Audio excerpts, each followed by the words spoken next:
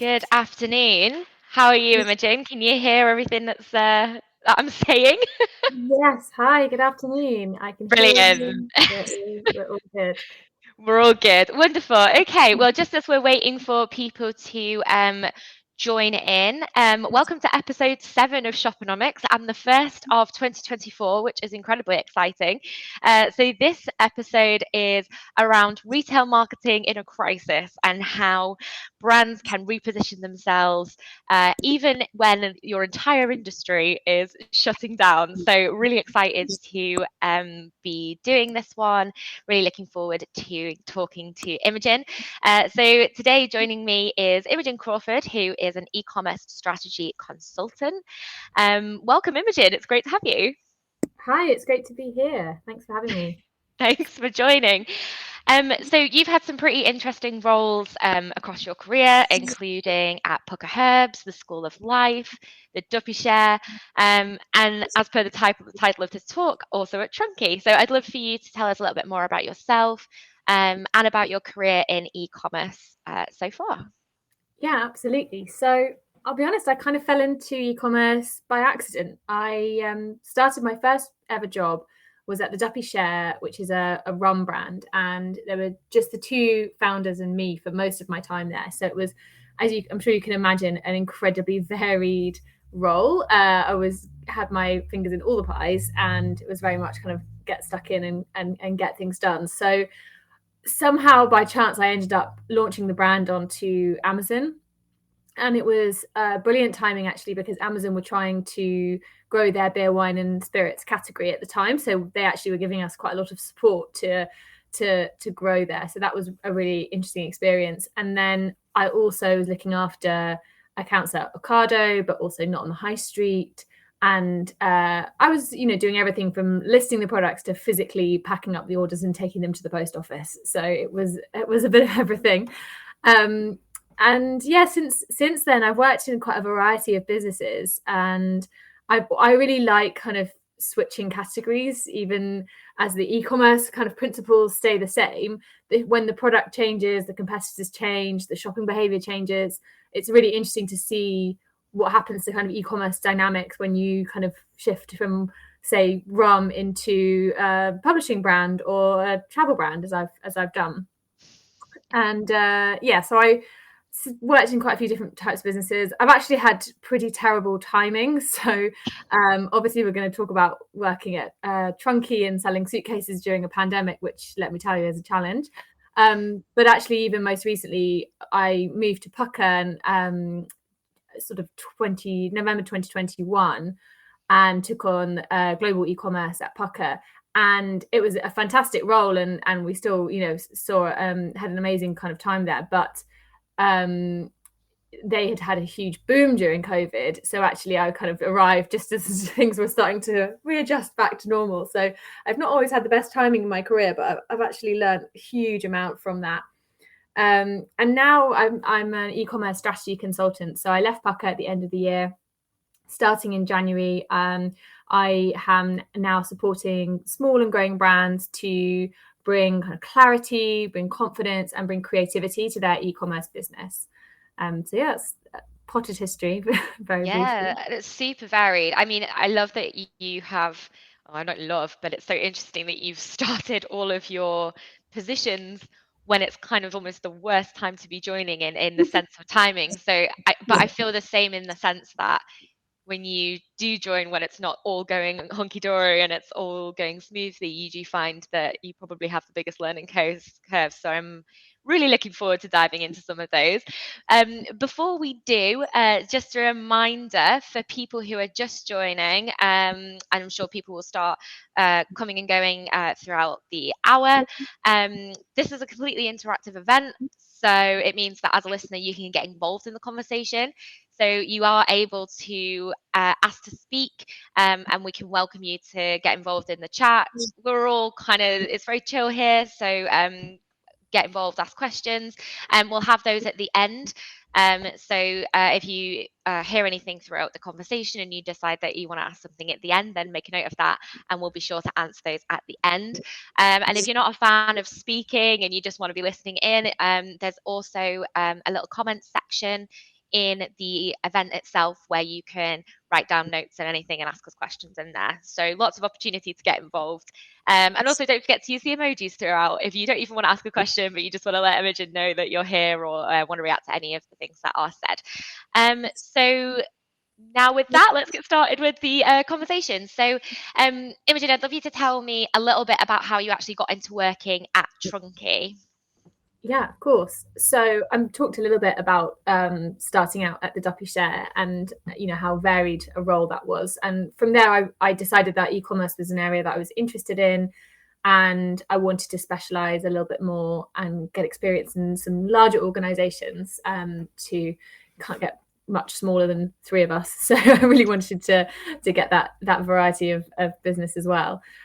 So I went to the School of Life, which is fabulous kind of self-help brand. It's all about helping people to lead more fulfilled lives. And I started there as an e-commerce manager and was looking after their website and Amazon sales of their books and stationery and homeware. They had a really lovely range of products. And then while I was at the School of Life, I ended up becoming the head of marketing. And so that involved generalizing again, which I do actually love. I'm a bit of a generalist at heart. So I was then looking after e-commerce still, but also we were selling therapy and learning and development sessions and events and conferences. It was a real range of things, as well as that core kind of e-commerce offering. And I absolutely loved my role there. And it was really interesting and kind of unusual as a brand and a product offering. But I moved to Bristol. I wanted to be a bit more closer to the southwest. So I moved to Bristol. I spent a year commuting and realized, actually, do you know what? I want to be a little bit more stationary. I don't really want to be on the train twice a week up to London.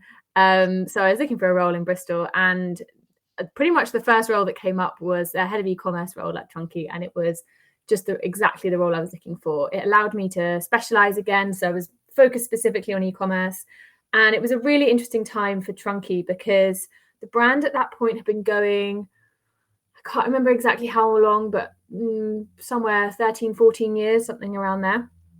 And they really had built their business on bricks and mortar retail. And actually what they were just looking to do was pivot more towards e-commerce. So they had an e-commerce business on Amazon and Shopify stores in Europe and the US, but they were really wanting to amplify that e-commerce business and grow, especially in Europe and the US. So it was a really exciting moment for them. I joined, that was August 2019. And my role was very much to help them to craft that strategy to kind of pivot towards e-commerce and grow. That was where they certainly saw the future growth of the business. Amazing. It's just so interesting that you've had so many different parts across the commerce sort of realm, as it were, because I think this hopefully was really helpful when you went into the brands you've moved into, because I think lots of people, they do specialize kind of from the start and grow outwards, where it seems like you've kind of done it on a slightly opposite way. You've started in a more generic kind of like doing lots of different verticals, working in such a small brand with only the three of you, and then kind of ended up being a bit more niche and specializing again. So it's a really interesting journey. Very, very cool. So when you eventually moved into Trunki, this was, as we mentioned, just a couple of months before the whole world of travel shut down, which is incredible. So how did that impact? Well, the thing to know about Trunki is, so for anyone who's not already familiar, a Trunki is a ride-on suitcase for children, and it was actually initially put onto Dragon's Den and rejected, and since it did incredibly well, led by the founder, Rob. And while in the years since that initial kind of founding of Trunki, we had established a broader range. So there were kids' backpacks, and toddler reins, lunch boxes, water bottles, those kinds of things. So it's kind of kids accessories. But even at the point of, February 2020, the suitcase made up 80% of the business's sales. Wow. And as well as that, 80% of the sales were of all the products were happening in retail stores. So e-commerce was still quite a small part of the business. And this product that was specifically designed not just for kids travel, but really for airports. Like it doesn't really work so well in a car because it's actually quite an awkward shape and it's not particularly space efficient. What's really magical about the Trunki is that it's on wheels and it allows your toddler to wheel around the airport and have a great time and keep themselves occupied. So actually, as soon as people are not able to travel by plane, the Trunki becomes a lot less relevant.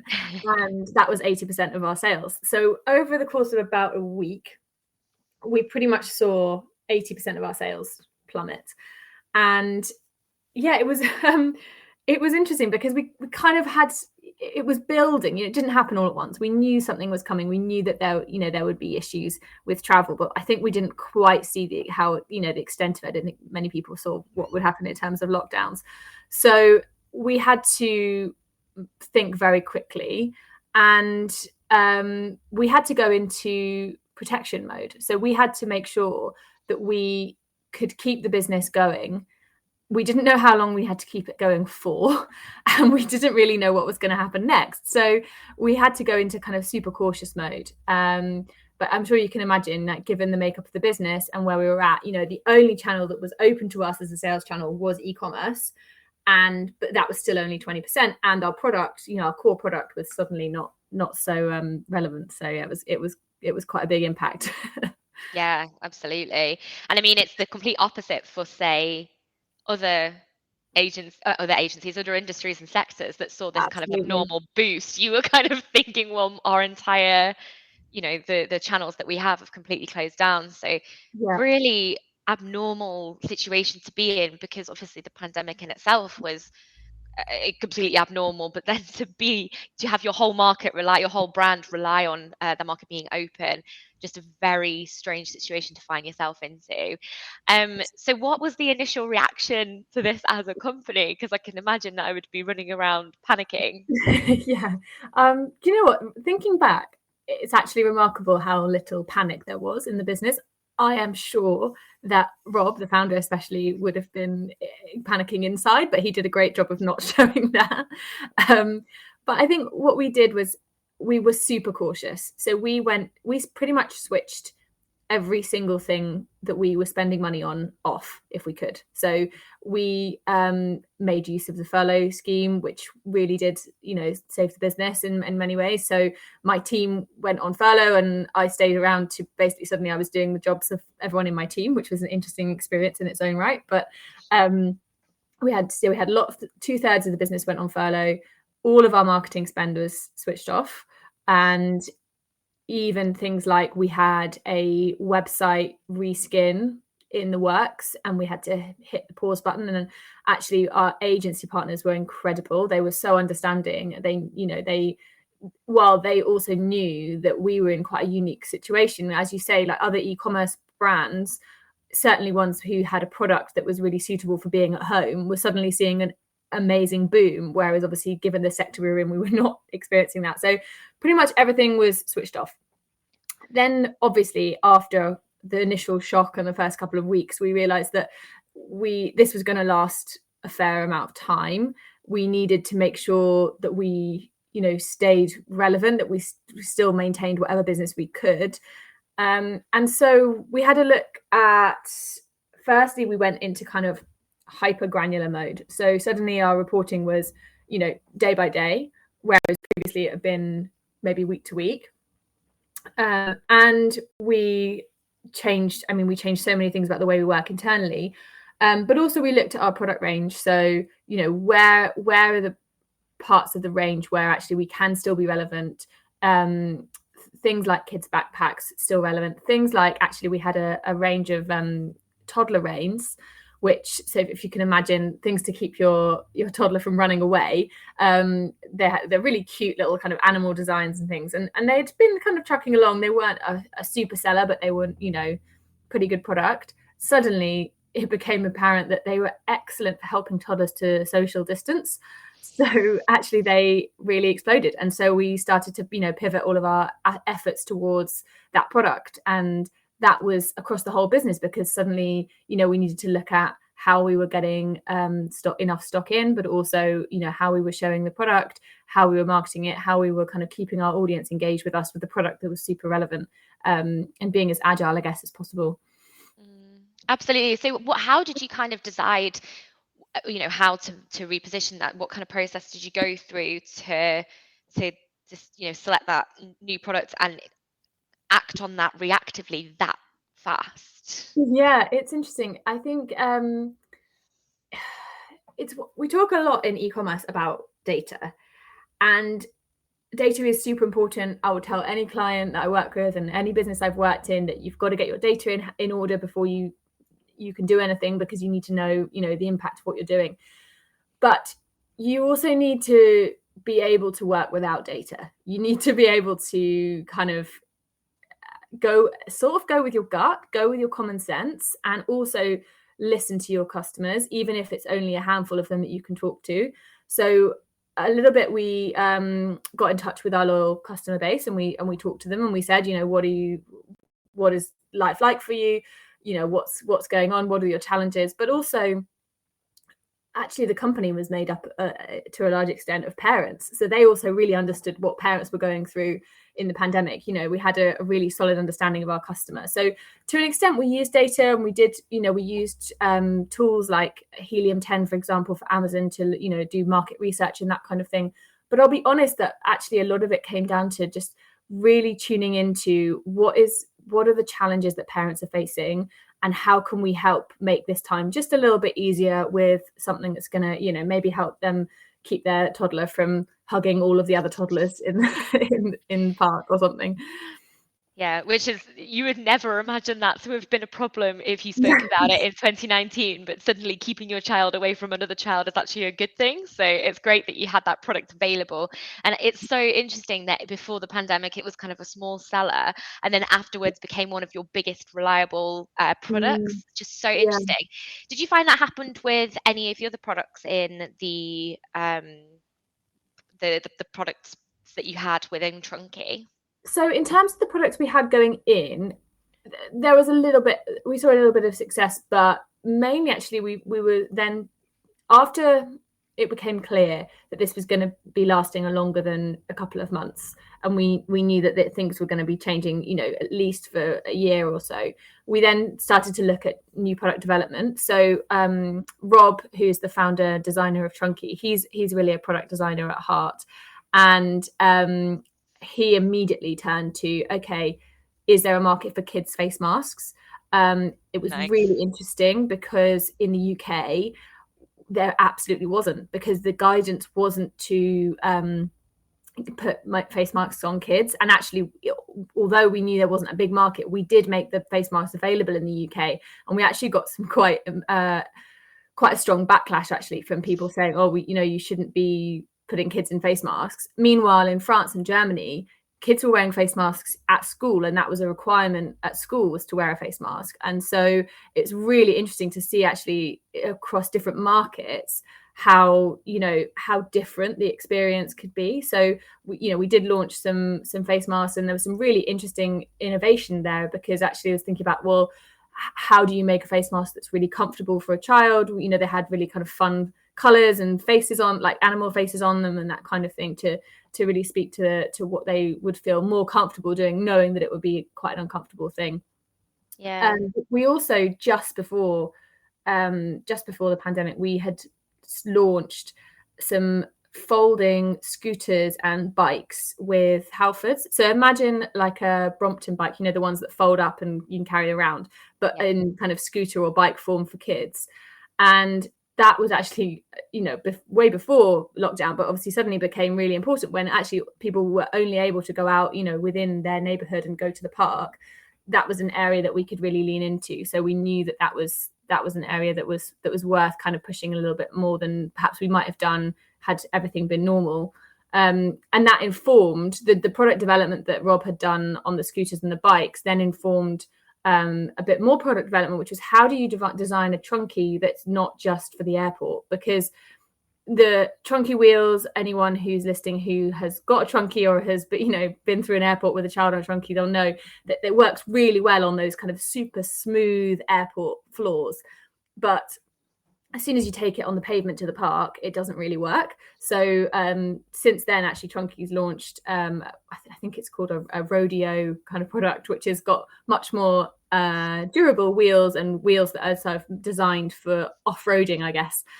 So actually, that's launched after the pandemic, but I think has done pretty well so far. I'm not obviously in the business anymore, so I don't really know. But yeah, it's interesting how they always say necessity is the mother of invention, and COVID really did prove that for Trunki. Absolutely. And it's the product innovation that's so cool because it's completely 100% informed by market. Often brands do fall into the pitfall of creating things that aren't really necessarily needed for the people that they're serving. Or, it goes out and maybe it isn't right for the correct market, like you're saying there with France and Germany. But it sounds really cool that all these product developments actually kind of came out of the inability to sell the main product.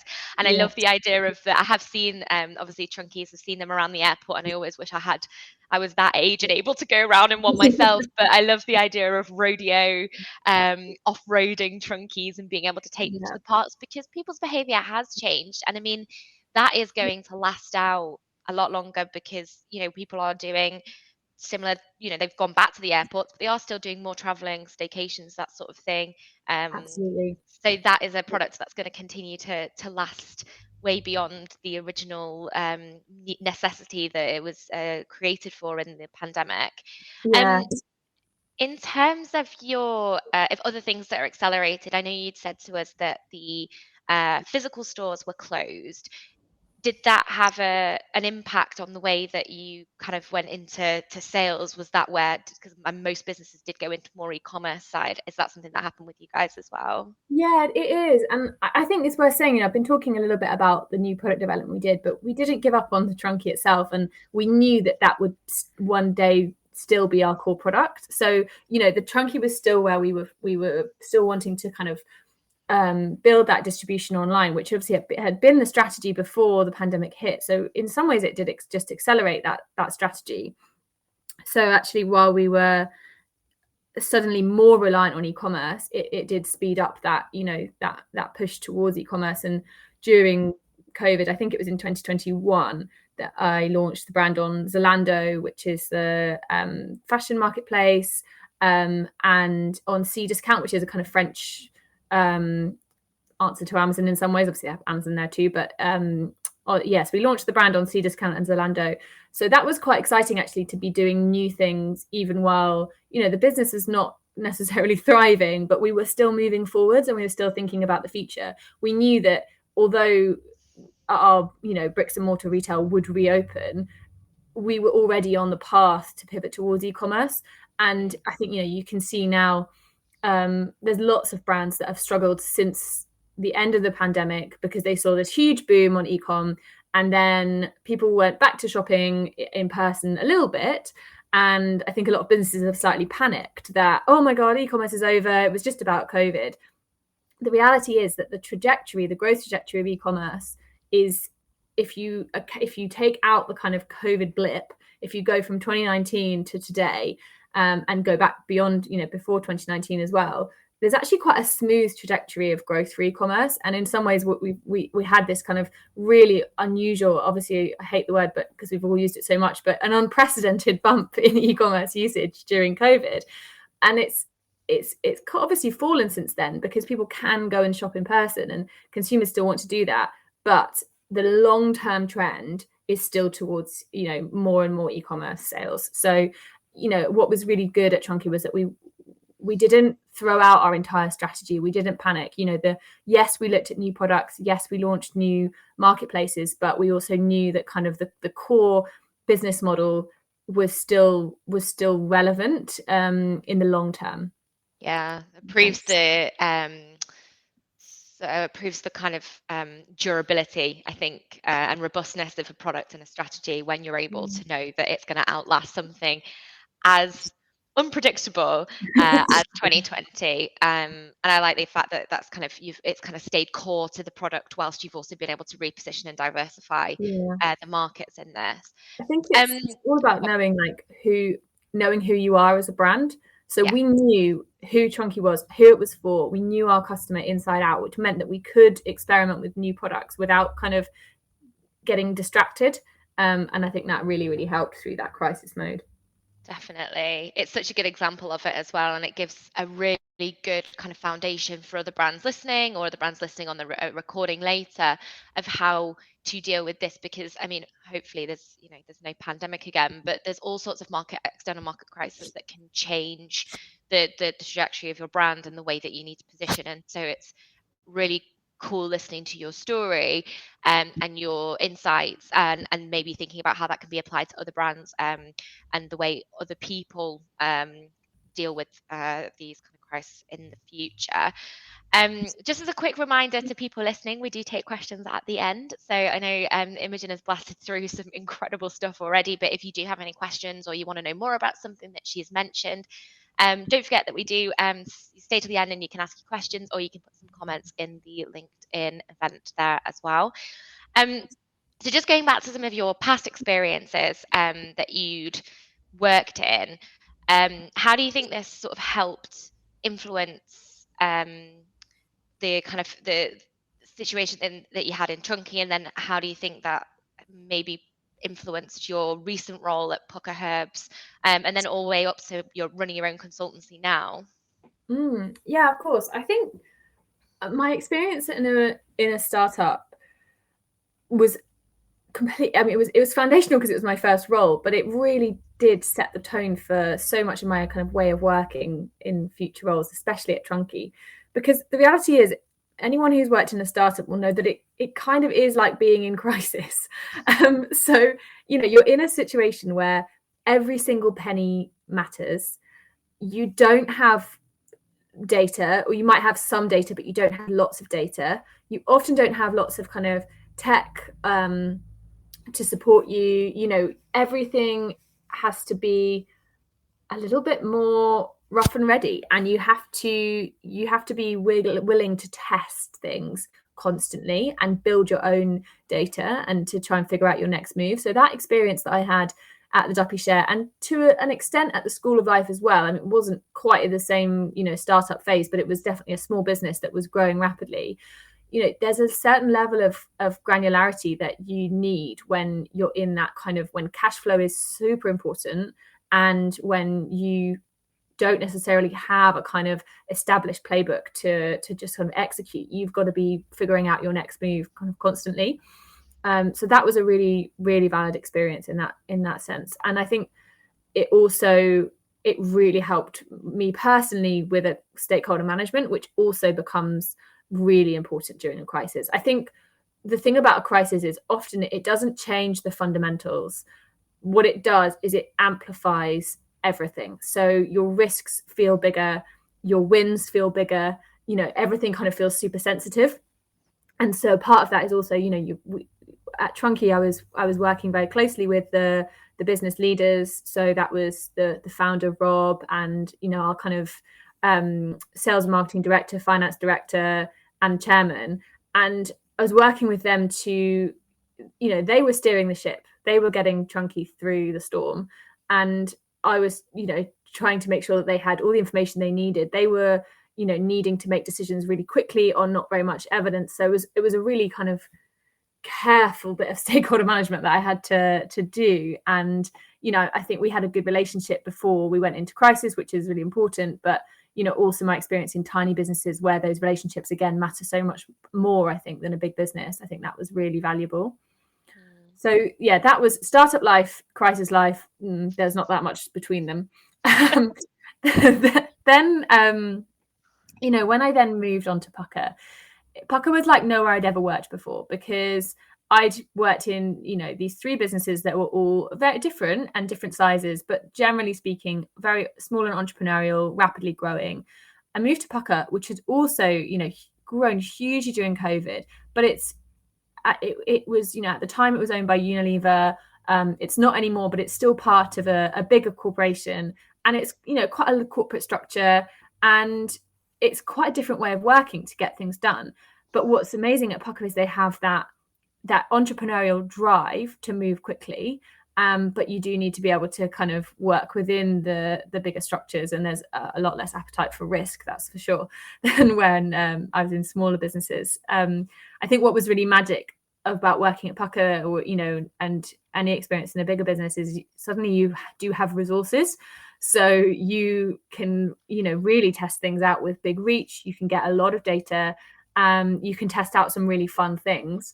And I think if you can bring that kind of entrepreneurial spirit to a bigger business where you've got those resources, it can be a really fun and exciting thing. So yeah, I think that really helped me to push things forward at Pucker, having that experience in those smaller businesses, and having also, you know, a big business, you've got often like a matrix structure, so departments can be quite siloed. But given my kind of generalist background, I was able to talk to the supply chain team on their terms and understand, you know, what they were talking about, because I had had quite a lot of exposure to other departments in smaller businesses. So that had been a really valuable experience. Very And cool. yeah, that's something that I now, you know, bring to my work consulting. You know, e-commerce strategy is not just about running advertising, and it's not just about supply chain. It's about the whole picture. How are you getting to market? How are you getting in front of your customers? What's your brand identity? You know, it's such a varied. I always used to joke, no one ever knows where to put the e-commerce department. Like, does it sit in marketing? Does it sit in sales? Is it supply chain? It no one ever knows where it sits if it's not, you know, if the business isn't 100% e-commerce. So what I've found is that is because it all has to be pulling together. It all has to be working. You know, everyone has to be kind of rowing in the same direction. Otherwise, you're going to have a lot of problems. So now that I'm running a consultancy, I'm really keen always with clients to make sure that we're looking at the big picture, and we're not just saying, okay, here's how you're going to spend lots of money on ads, but neglecting the fact that your supply chain's not in the right place, or that you haven't got a relevant product for your target audience. You know, you've got to make sure that all of those things can work together. Yeah, definitely. And I feel like across the amount of experience that you've had, you kind of, you're working within restrictions and then working with kind of a lot less in terms of, I guess, the big businesses there. You're kind of having to adapt, particularly now you're in your consultancy, to lots of different variations of what a business can do with their e-commerce strategy, right? Because there's tons of different ways you can do it, whether it's counting every single penny, or being given a huge budget to be able to be as creative as possible. So it's really cool that you've had all of those across all your different experiences to be able to then apply to lots of different brands. And I think people listening as well, with any brand that you're running yourselves, or with any brand that you're involved in, it means that some of these ideas can then be applied regardless of what sort of size you're in, and what sort of budgets you've got, and what sort of goals and vision you've got. So it's a really, this kind of works across lots of different brands, which is really cool. Um, we love a good success story, and you've talked loads about some really cool work you've been able to do, and some great successes, and how you've managed to pivot and reposition and all of those things, which are really cool. But were there any pitfalls, or was there anything that maybe you would do differently in a similar crisis situation? Like, if there was any sort of drastic market change in the future, is there anything that you think actually we could have done that in a slightly different way?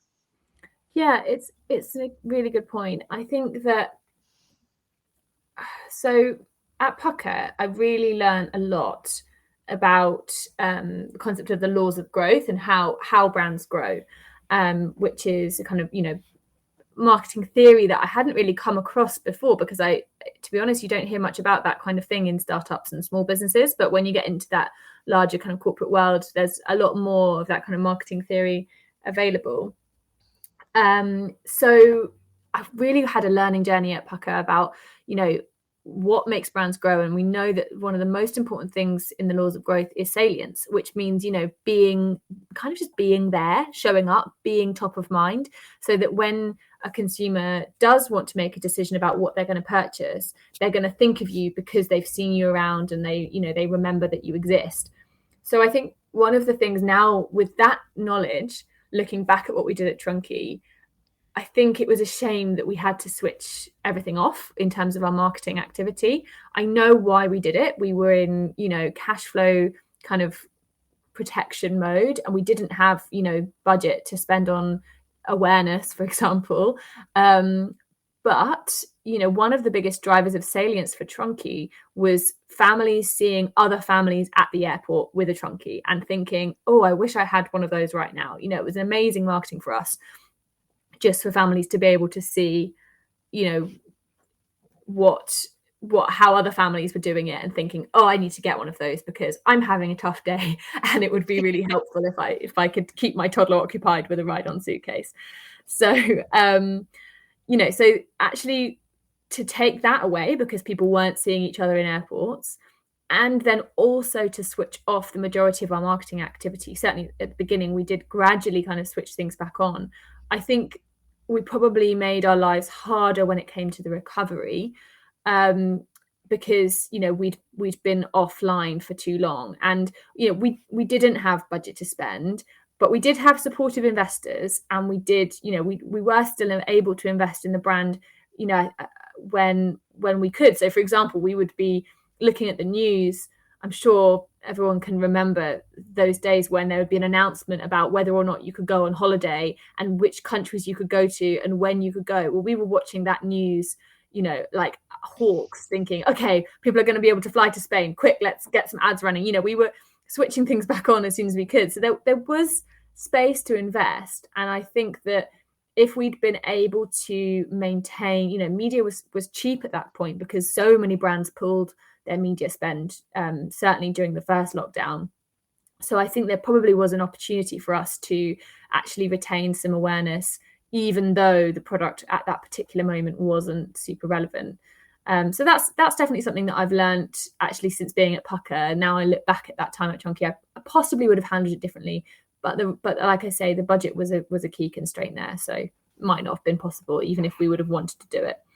Yeah, the budget, and also being completely reliant on whether or not the government were going to open gates and whether they were going to close them down, whether we were going to be a rule of 6, a rule of 1, house, what was it called, our household group or some bubbles that, it was so many things to consider. And I like, it sounds like you definitely tapped into the reactive side of marketing, which can be so much fun and so creative.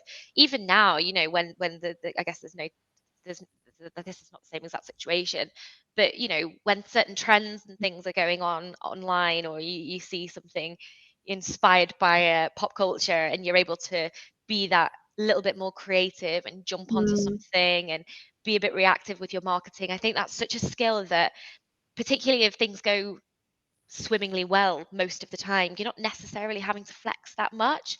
And so it does sound to me that you really got to have a bit of fun with that, despite some of the risks, I guess, and maybe some of the kind of concerns as to whether or not this was going to be long term. It does sound like it was I can imagine what your marketing team meetings would have been like over those few years when it was just like, right, now what? Well, and it's funny also because looking back at it, there's two other constraints that I don't often think about, but one of them was that my entire team was on furlough. So if I was going to do anything, it was pretty much on me to do. So that was, and actually, when the team did come back, they were chomping in the bit. Obviously, they really wanted to be working and doing their jobs, but we had to be cautious. But the other thing is that it was super political. So even if you could go on holiday, there were people who believed that you shouldn't. And so we also had that really tough thing to navigate, which is, how do you position yourselves when that if you start saying to everyone, quick, go on holiday, there are going to be people who don't think that that's appropriate, and you don't necessarily want to alienate people, but it's also risky for a brand to be so cautious that you don't say anything. So, it was a real minefield to navigate. Interesting. Yeah, well, it does sound like a big challenge in all of those different things. I'd completely forgot about the political stance of things as well. Yeah, there's so many macro impacts there that you've got. So amazing for keeping it going. It's really exciting stuff. So what has all of this taught you about e-commerce when markets are volatile? I mean, we've discussed it a little bit, but anything that you would kind of summarize, share that you'd learned that you would be like, right, this is what you should do. This is what we'd advise going forward. So number one is just to stay calm. Just, don't panic. Take a beat to just let whatever's happened sink in. I see so much reactivity, even not with a volatile market necessarily, but even just a one bad sales day, a team might completely jump on, redo their whole, advertising strategy. And the reality is that you're going to become a busy fool in some ways, because you're just kind of you've got to actually trust the process a little bit. So I'd say, stay calm, no sudden moves. You don't need to rewrite your whole strategy just because something has changed. But what you do need to do is stay completely focused on your consumer. What is it that they want? What is it that they need? How can you best serve them? What are their motivations? And there's so many ways you can do that. I mean, you can go into, you can at the kind of top line level, you can be polling your consumer, you can do big studies, but also you can literally just send an email out to your newsletter, your like mailing list, and ask your consumers, like, what's going on for you? What are you thinking? And I think often we kind of underestimate the power that we have of just to talk to even just a few of our own consumers, just to find out like what's on their mind and how can we really help them. So I think also there's a tendency, and I've seen this more in bigger businesses, but there is a tendency to get kind of caught up in your own head or think too much about what's happening internally. And really it's all about what the consumer wants. And are you able to deliver that to them? Because if you are, then you're going to be okay. And then the third thing, so stay calm, stay focused on the consumer. And the third thing would be test everything. So that's the magic of e-commerce. We've got access to huge amounts of data, and you can be incredibly agile. You can really get your quick feedback via e-commerce. So I would say constantly test. But a word of warning, I see so often people say, oh, we're just going to do this as a test. And what they actually mean is we don't fully believe in what we're doing. We're just going to call it a test, almost like a hedge. Like, oh, we're just going to see, it's a test. If you're running a test, you need to know, what are you actually testing? What are you looking for? What is it that how are you going to know if your test is successful? And what are you going to do with that information? So yes, you can test everything. You can get data and feedback really, really quickly, but you need to know what you're looking for. Otherwise, you're just going to have a whole load of data that you don't know what to do with. Absolutely. So important that we see that all the time, where we're testing and trying experiments and doing, bits and pieces, and think, okay, well, what was the goal here? What did we actually want to find out? What was the actual kind of overall outcome we wanted to try and understand here? So really valuable, really, really glad you raised that point, because it is just so key and so overlooked, especially when, like you were saying before, people are, chopping and changing very, very quickly. They haven't thought about exactly why they're failing, and maybe they go straight to rewrite their whole strategy and just throw more stuff out there. So I think that's all really incredibly valuable advice there. Final reminder to the audience as well, we do take questions. So I've got one more for Imogen, and then we'll open it up to anybody who wants to ask anything. So get thinking about what you might want to ask. So Imogen, what are your plans now after, sort of, as I'd say, 5-6 years of all these different brands and all this different experience gathered? What are you up to? Yeah, thanks for asking. So as of January the 1st, I ventured out on my own as an e-commerce consultant. So it's been, do you know what? It's been a whirlwind so far. But what I'm doing, I'm offering e-commerce consultancy for small and growing brands. So far, most of my clients have been in the food and drink space. So I've been drawing a lot on my experience at the Duppy Share and at Pucker. But I'm not kind of, confined just to food and drink. I do love it. The samples are always handy. Food and drink. I'm a real foodie, so I absolutely love getting things in the post. You know, my first client was a lovely British honey brand, and so I've been working my way through some lovely autumn honey, which has been doing wonders for my porridge in the mornings. Wow. So a perk of working with food and drink, but that's not to say that I wouldn't look at other categories. Obviously, as I said before, I love working across lots of different industries. But my approach is all about helping businesses to bring more clarity to what they're doing online. So making sense of that huge volume of data that's available, and really being clear about their strategy and what their consumers want. Some of those things I've talked about. Also about bringing confidence. So I see e-commerce often being kind of considered as exciting and potential for huge growth, but also risky, and people are nervous to invest in e-commerce because it's a feeling of, I could spend a lot of money and not see the return. So what I do is about helping kind of empower businesses with the understanding of where are the risks and where are the areas where you can kind of really drive profitability, where you can really drive growth and kind of build your brand.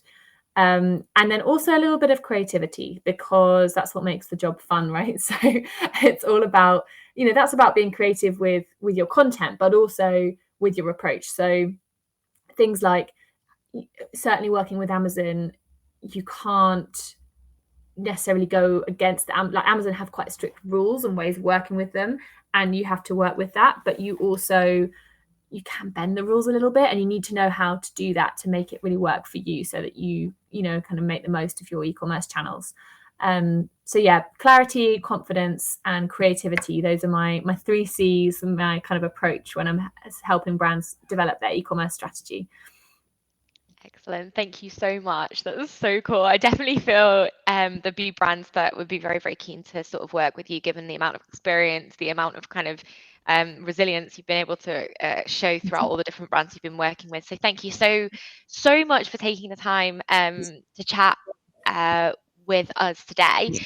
We do open the floor up to people asking questions. So I don't know if anyone on the call at the moment has any questions that they'd like to ask Imogen whilst she's still here. Don't be shy. I don't bite.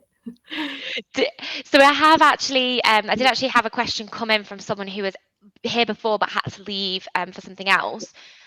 So I wondered, they wondered, during the pandemic and afterwards, how important was price? So did you have to heavily apply discounts, for example, or did you not have to rely on that? That's a really interesting question, actually. So pricing, I always say it's not about the price, it's about how you frame the price. So, there are ways to show people, why it's worth paying more for a product. And actually, sometimes a high price product can convey quality and kind of premiumness, rather than something that's always on offer that's going to kind of devalue the product in a way. So pricing was something that was really important at Trunki. And actually, it was really challenging because another kind of element that I sort of forget often is that during COVID, we also had Brexit coming into play, and that caused absolute havoc for our supply chain. We also had a whole challenge with getting so Trunkis were all made in the UK, but the rest of our product range was produced in China. And I don't know if anyone else will remember, but there was a massive shortage of shipping containers in China to get stock over to Europe. So we did have to put our prices up because we were struggling with those increased costs. Also, advertising became more expensive. And we generally found that we didn't have a huge amount of challenge to putting our prices up because we hadn't done it for a long time. So it was kind of long overdue. I don't know now, in the last kind of year or so, when lots of brands have been putting up their prices, I don't know exactly what Trunki's been doing in that sense. But I think, during the pandemic, we didn't go specifically to discounting unless it was about, us sitting on lots of stock. So where there were certain lines that, we had loads of stock and we wanted to get through it, then we would. But we, wanted to position ourselves as a premium brand that was high quality, that was worth paying more for. So we did stick to our guns in a way, in that sense, over the kind of crisis period. I don't know if that answers the question. Hopefully that helps give a bit of colour on the pricing. Yeah, definitely. Thank you very much for answering that one, and thanks for the question. I'll put it on the recording as well so that people can catch up later and listen to it, which is exciting. Are there any more questions for Imogen before we close out? Going once, going twice. Okay, I'm going to take that as a no, which means, Imogen, you must have covered everything and you've inspired us all, and everyone's scribbling down tons and tons of notes. So thank you so much. It's honestly been such a pleasure. This has been one of my favorite episodes. Really, really love talking to you. I love your insight. I love your experience. I love your attitude to e-commerce. And I'm sure anyone who gets to work with you in future will also agree, having the pleasure of working with you. So thank you again so much for taking the time to talk to us. It's my pleasure. Thank you so much for having me. It's been fun reliving wild time. I can't believe it was 4 years ago now. Yeah, I know it's a bizarre. Time has gone very strangely slow or fast, or I don't really know. It's all a bit out of whack since COVID, I think. Yeah, it's all very strange. But no, it's been really, really great diving into the experiences you had. Just as a thank you to everybody who tuned in, whether you tuned in at the beginning, whether you tuned in at the end, or whether you're listening on the recording. We will have the transcript and audio to be able to listen to in the coming days at shoponomics.co.uk. So look out for that, and we'll make sure we put it on the LinkedIn page. You can also subscribe to Shoponomics on the webpage as well to get the latest updates in your inbox. And finally, a reminder of the next Shoponomics event, which will be on the 21st of February with Alberto Bellato, who actually was on this listening in before, which is really cool. So looking forward to being able to chat with him in a couple of weeks' time. Once again, yeah, honestly, Imogen, thank you so much for talking to us, and I hope everyone enjoys the rest of their day. Thanks so much, Sinead. Great to talk to you. Thanks, guys. Bye. Bye. Bye.